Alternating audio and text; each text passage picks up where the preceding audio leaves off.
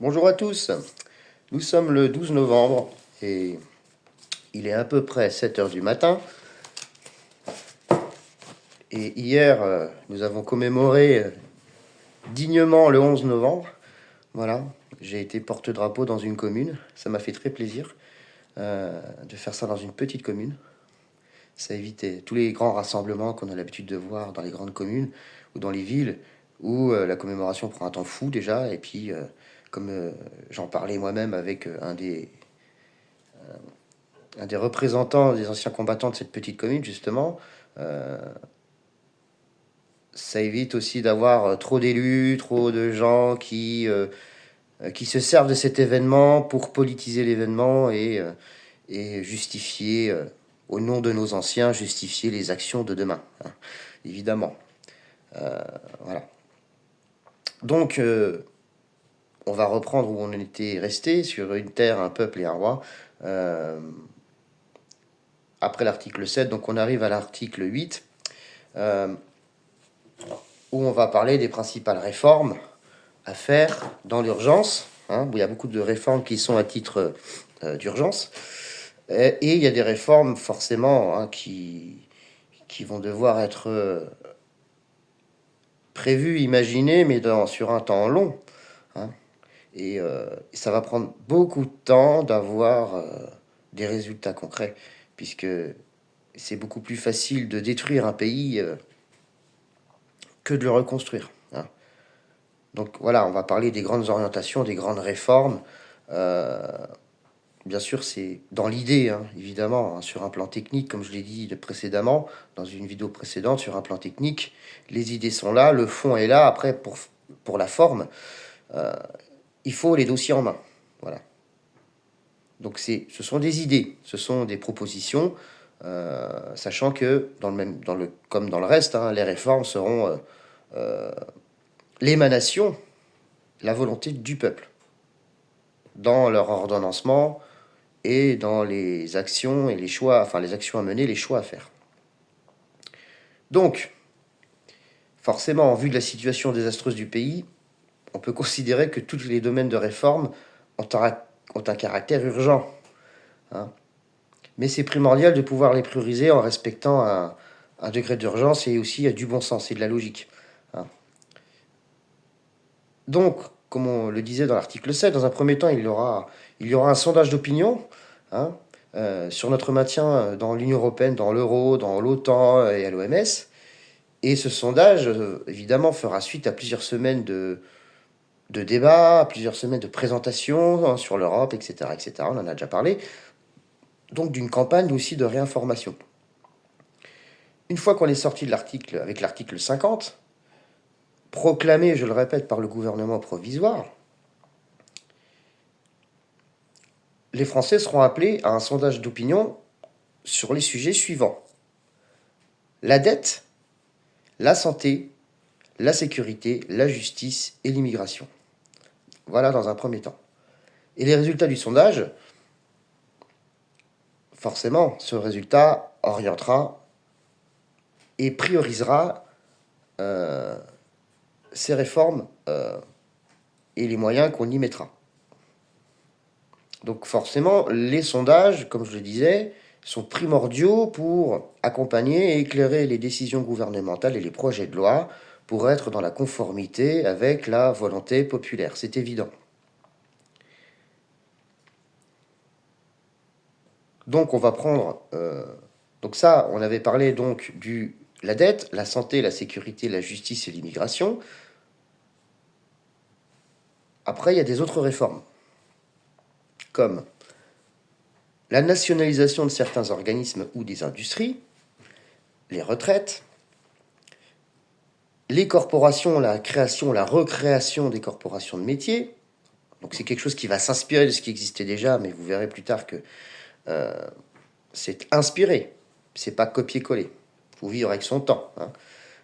L'agriculture, l'industrie, les restructurations de l'État, l'écologie, l'éducation, l'énergie, le patrimoine national, réforme sur les partis politiques, la défense et le spatial. La liste n'est pas exhaustive, mais selon moi, déjà, principalement, cette liste fait acte de foi.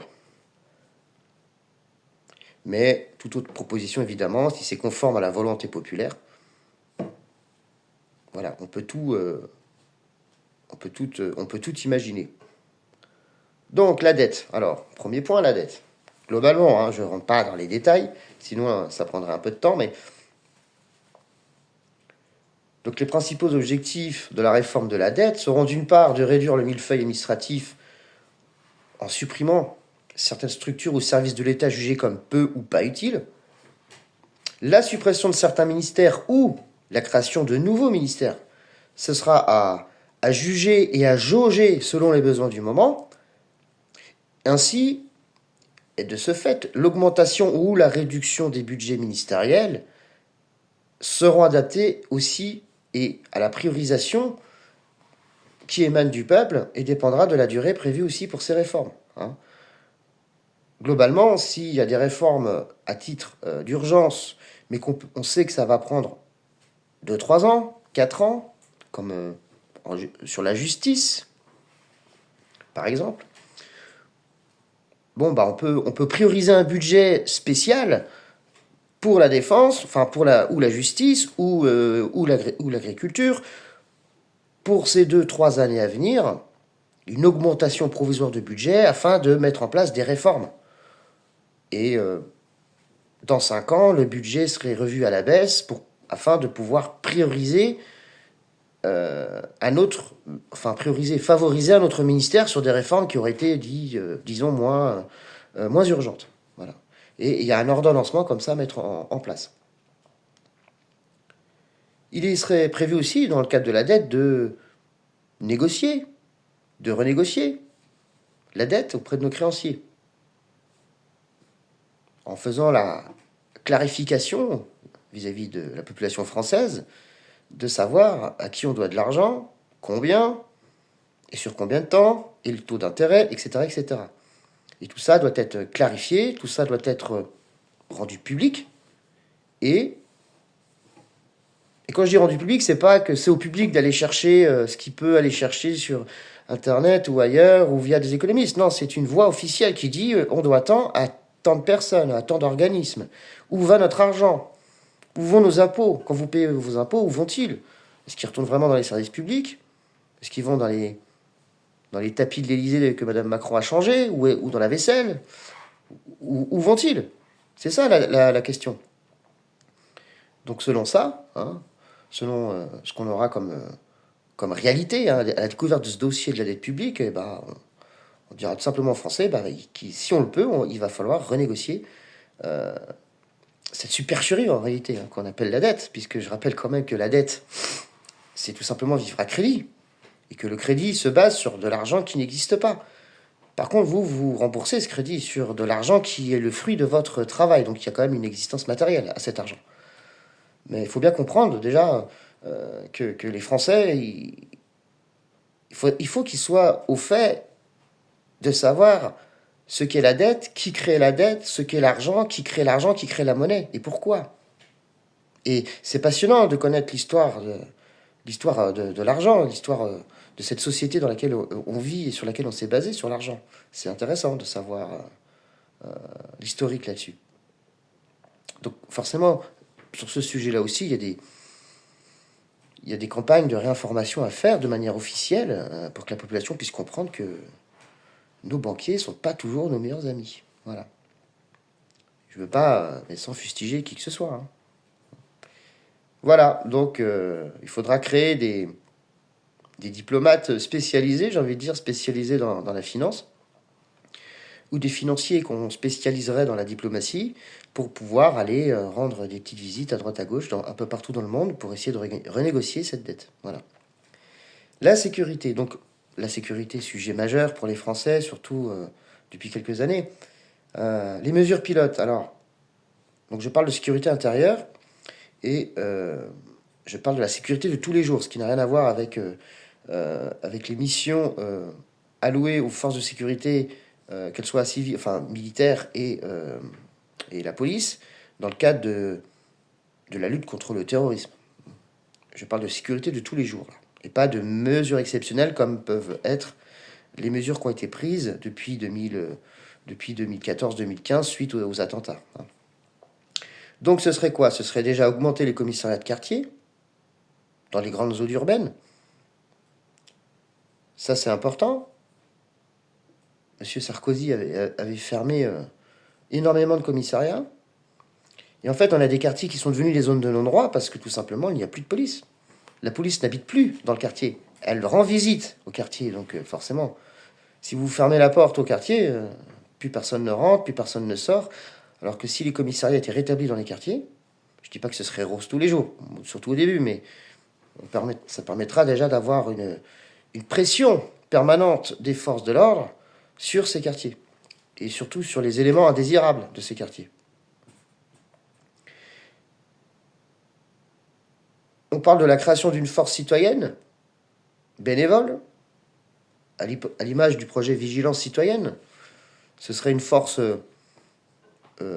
civile, sur une base associative, qui soulagerait la police et la gendarmerie, surtout en zone rurale, où il y a très très peu d'effectifs, en réalité, par rapport à la zone qu'il faut couvrir. Et nous savons tous que la gendarmerie ou la police ont parfois des missions beaucoup plus, sans dire qu'elles sont nobles, mais beaucoup plus importantes que de patrouiller, tout simplement, dans les espaces où il ne se passe pas grand-chose, mais néanmoins, la patrouille rassure. Donc cette force citoyenne, à l'image de vigilance citoyenne, pourrait être une force qu'on pourrait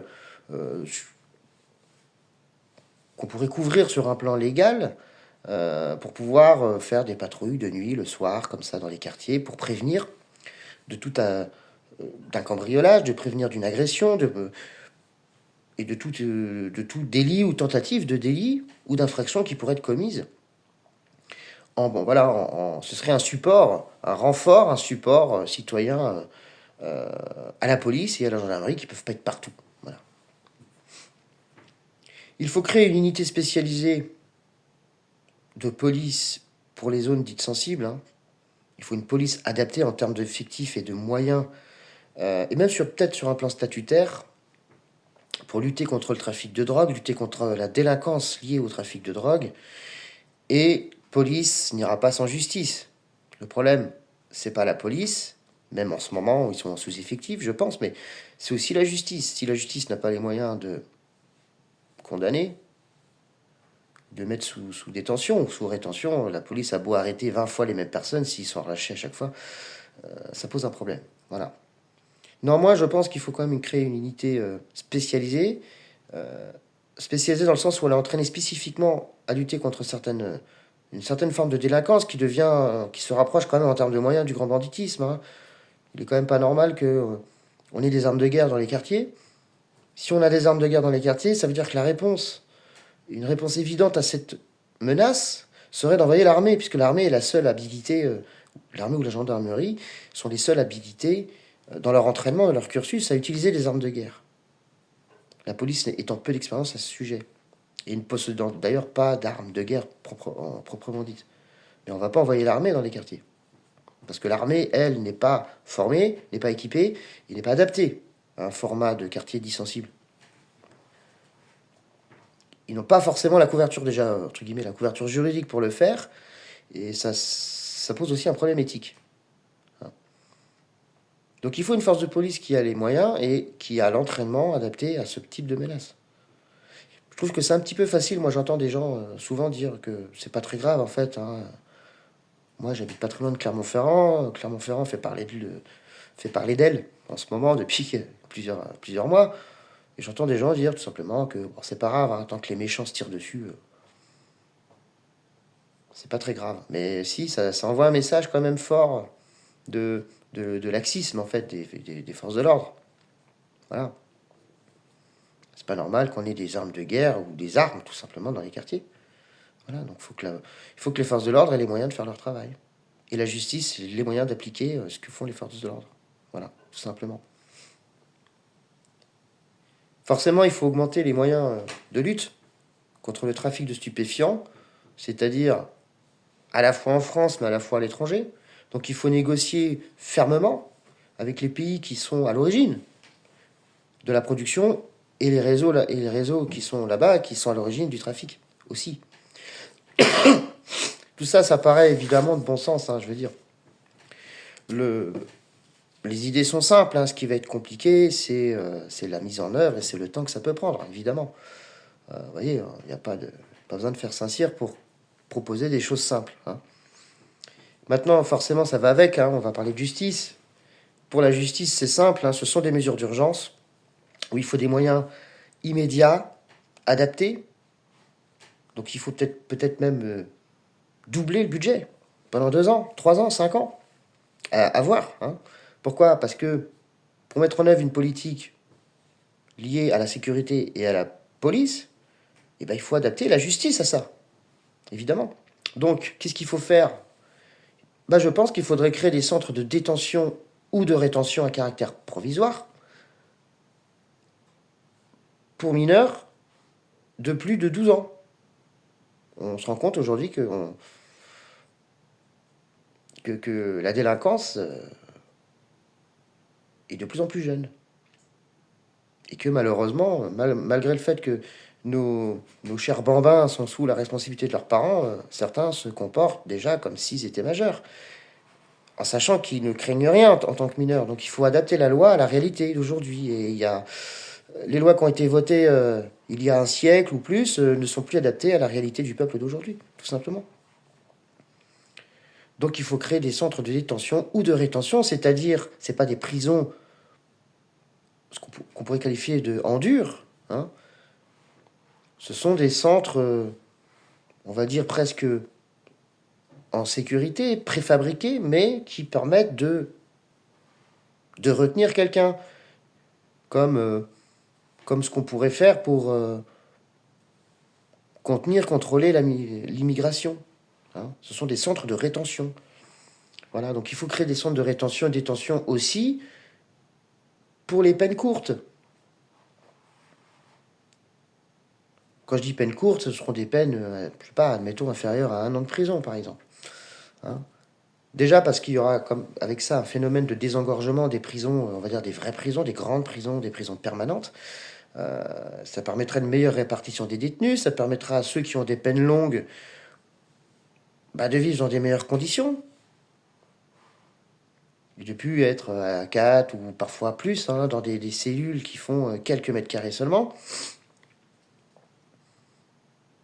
Il faut créer un centre de détention réservé exclusivement aux auteurs ou aux promoteurs du terrorisme islamique, parce que ce sont des gens dangereux, même en prison. Voilà. Je vais pas étayer, tout le monde sait qu'en prison, ces gens-là sont capables de retourner les cerveaux, sont capables d'organiser de l'intérieur des choses. On l'a vu. Même la délinquance, d'ailleurs, hein. Même dans d'autres contextes, on a vu on a des petits chefs de gang qui arrivent à continuer depuis la prison, à téléphoner, à faire ce qu'ils veulent, en fait. Donc, ça, c'est un autre problème, mais ça en fait partie. Voilà. Il faut, je pense, augmenter les magistrats, il faut augmenter les aides financières à la formation de nos magistrats, hein. Voilà, nos juges, nos avocats, les greffiers, enfin tout ça, il faut faciliter la mise en œuvre ou l'accession à ces postes, hein. Il faut augmenter les peines de travaux d'intérêt général. Des peines qui seraient, je pense, à prioriser pour les mineurs et les peines courtes. Ce qu'on constate, c'est que la loi française est bien faite dans le sens où il y a une sanction pour beaucoup de choses. Le problème, c'est que c'est pas appliqué. Moi, ça me fait un peu sourire quand je vois ces documentaires à la télévision où on suit la police, où on suit la gendarmerie. Alors, ils font un superbe travail. Et quand on voit les infractions, les délits, les choses qui sont reprochées dans le cadre de ces reportages aux gens, on peut aller jusqu'à je ne sais combien de dizaines de milliers d'euros d'amende, on peut aller jusqu'à plusieurs années de prison, hein, pour des choses qui ne sont pas si graves, en fait. Mais le problème, c'est que c'est jamais appliqué. Donc moins les peines sont appliquées, moins la peur de la prison, moins la peur du gendarme ne fait peur, justement. Et plus ça invite les gens à faire des actes répréhensibles. Pourquoi? Parce que il n'y a plus le côté répréhensible, malheureusement. Et je pense que les travaux d'intérêt généraux sont un moyen, en tout cas pour les petits délits, hein, sont un moyen de pallier et de manière utile. Hein, plutôt que d'enfermer quelqu'un pendant plusieurs mois, alors que c'est pas quelqu'un de dangereux pour la société, eh ben, ou de demander à cette personne de payer des sommes astronomiques qu'il pourra jamais payer parce qu'il n'est pas solvable, de toute façon, vaut mieux peut-être le faire travailler gratuitement quelque temps. Et puis ça rendra service à tout le monde. Voilà. Et bon, pour finir, hein, globalement, hein, je pense qu'il faut créer un programme complet de réinsertion adapté aux différentes peines, hein, évidemment, et en fonction des motifs d'incarcération, et voilà, et sur la durée, etc. Voilà. Parce que ça sert à rien d'enfermer les gens si une fois dehors, on les met dans des situations psychologiques où on les renvoie vers un retour à la vie qu'ils avaient avant. Il y a 9 chances sur 10 qui replongent. Donc, par exemple, hein, si on peut prendre un exemple simple, quelqu'un qui est condamné pour trafic de stupéfiants, par exemple, qui a pris quelques années de prison parce que c'est une petite, on va dire une petite grosse tête dans son quartier, hein, sans parler, je parle pas de cette petite délinquance, je pense quelqu'un qui génère quand même pas mal d'argent, etc. Forcément, en sortie, il prend ses 3 ans de prison, bon, il ressort au bout de 2 ans, remise de peine, etc. Mais s'il retourne dans son quartier au retour, en fait, et même s'il n'a pas envie, on peut largement imaginer que tout l'entourage qu'il avait connu avant de partir en prison, eh ben, vont le remettre dans la boucle. Peut-être même qu'il n'aura pas le choix. Et bien souvent, quand ce genre de personnes passent par la case prison et reviennent, ils en sortent plus forts, puisqu'il a caché la case. Il a coché la case et maintenant c'est devenu, ça y est, c'est un boss, quoi. Il a fait ça. C'est comme un passage, vous savez, initiatique. Hein. Il faut passer par la case prison pour être respecté à un moment donné. Bah, là, c'est... Donc on peut pas faire ça. Je veux dire, la personne en question devrait avoir interdiction de retourner dans son ancien quartier, tout simplement. On doit imposer aux gens de déménager dans une autre ville.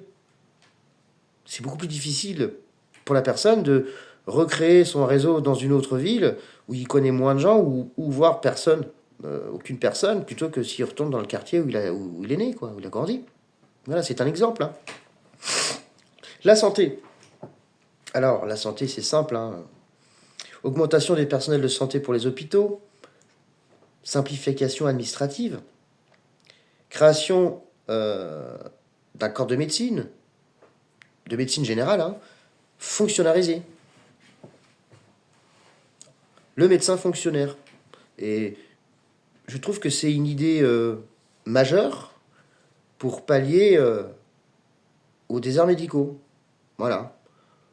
Si on a des médecins qui sont payés par l'État et qui, en retour, ont l'obligation d'être en poste dans des zones où il y a une pénurie de médecins, au moins pour un minimum de 5 ans, par exemple,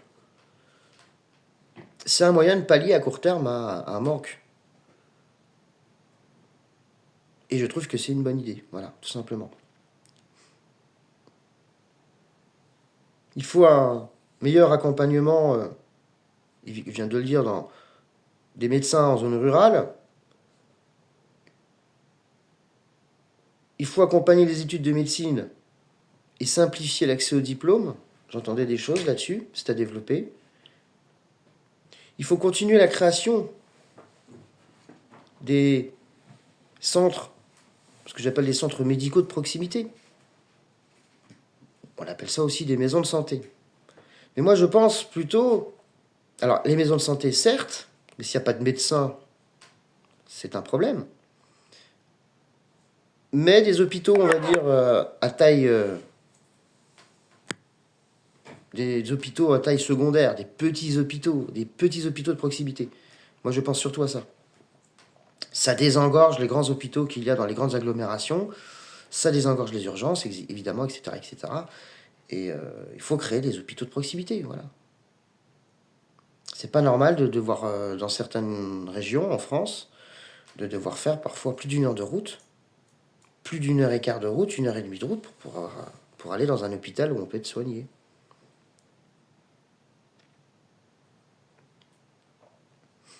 Prochain sujet, l'agriculture. Donc l'agriculture, bah, ça va être au cas par cas, hein, ça dépend des domaines. Hein. Qui mieux que nos agriculteurs peuvent s'exprimer sur le sujet, j'ai envie de dire. Voilà. Mais globalement, je pense qu'il faut rationaliser les subventions, puisqu'on sort de l'Union européenne. Donc tout ce qu'on donnait à l'Union européenne et qui revenait à nos agriculteurs d'une certaine manière, eh ben, on va continuer à le donner, on peut même en donner un peu plus. Il faut prioriser le commerce intérieur et le commerce de proximité. Ce sont des démarches qui se font déjà, mais il faut que ce soit une volonté d'État. Hein. Donc c'est vrai que nos amis, les grands distributeurs, les grands supermarchés vont tirer un peu la tronche, hein, mais c'est de bonne guerre. Hein. C'est de bonne guerre. Sinon, bah, qu'ils achètent, qu'ils respectent un peu plus nos agriculteurs et qu'ils achètent au prix juste. Hein. Il faut simplifier les normes. Hein. Alors, les normes, c'est global. Ça dépend des besoins dans chaque secteur ou selon tous les acteurs de l'agriculture. Les normes des éleveurs de bovins sont pas forcément les mêmes que ceux qui font d'autres choses ou les maraîchers. Alors, chacun doit à la fois défendre sa boutique et il faut faire un énorme travail là-dessus sur ce qu'on peut faire, ce qu'on peut pas faire et si on le fait, que ça reste dans un cadre où la priorité reste la santé aussi. Hein. Donc il faut supprimer certaines taxes, certaines charges à la demande des agriculteurs. Hein. Il faut un accompagnement financier à l'installation agricole. Il faut un programme en fait de repopulation agricole en réalité. Si il y a 50 ans on avait plus d'1 million d'agriculteurs, je crois, encore en France, et qu'aujourd'hui on est à moins de 350 000 ou on est à 400 000, il y a un problème. Voilà.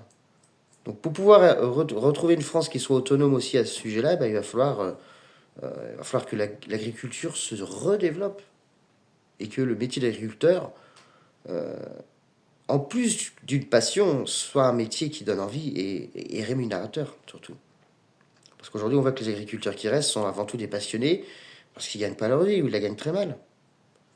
Et je pense que ça envoie pas un bon message aux Français. Je pense qu'il y aurait plus d'agriculteurs si chaque agriculteur gagnait plus de 2 000 € par mois, par exemple. Bon, il faudrait peut-être faire le nécessaire. Donc il faut un accompagnement financier à l'installation, comme je l'ai dit. Il faut un accompagnement financier à la formation des métiers agricoles. Et il faut développer une politique, comme je l'ai dit, de relance du monde agricole, afin d'augmenter le nombre d'agriculteurs, tout simplement. Et dernier point, sans doute un des plus importants, faut abroger tous les traités sur le marché commun. Voilà. Après, je vais survoler un petit peu. Hein. Sinon, on va être obligé de faire une deuxième vidéo. Je vais faire 2 points et après, je pense qu'on va s'arrêter là. Hein. L'industrie, projet vaste. Hein. Simple. Il faut mettre en œuvre un projet global de réindustrialisation du pays.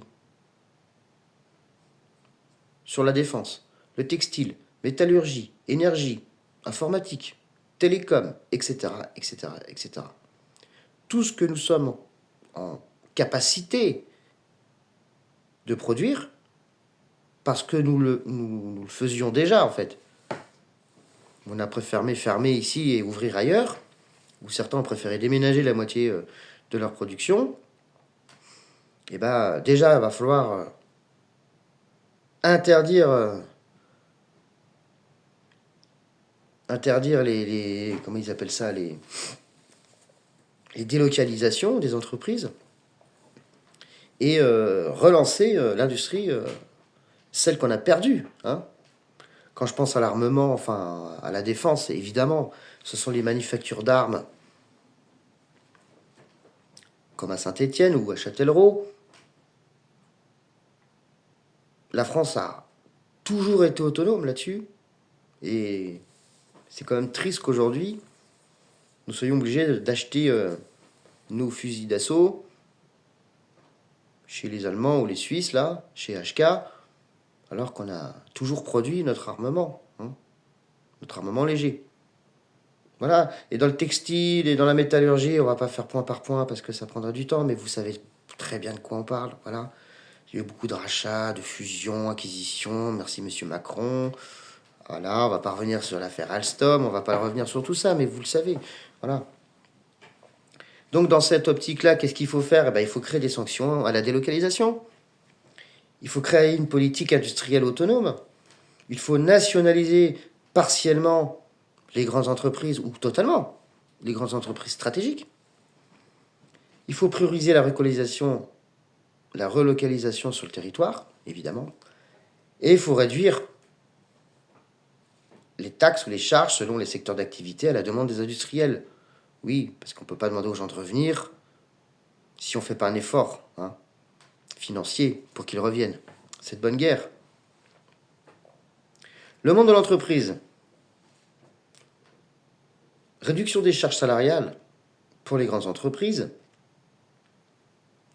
Accompagnement financier à la création d'entreprises. Je parle des PME en règle générale, de la micro-entreprise. Suspension de charges salariales pour les PME dans les 5 premières années de leur développement. Réforme ou abrogation des dernières lois sur le travail.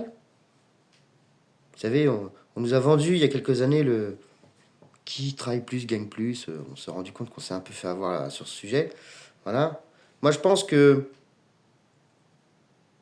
on peut raisonnablement penser que les 35 heures nous ont vraiment mis dedans et qu'il faudrait, c'est le dernier point que j'aborde, il faut retourner à une semaine de 40 heures. Garantie, c'est-à-dire que si vous faites plus, vous êtes payé plus. Si vous faites moins, vous êtes payé 40 heures. Mais il faut revenir à cette garantie. Voilà. Écoutez, voilà, sur le sujet, après, il faut pouvoir, aujourd'hui, c'est un compromis, en fait, entre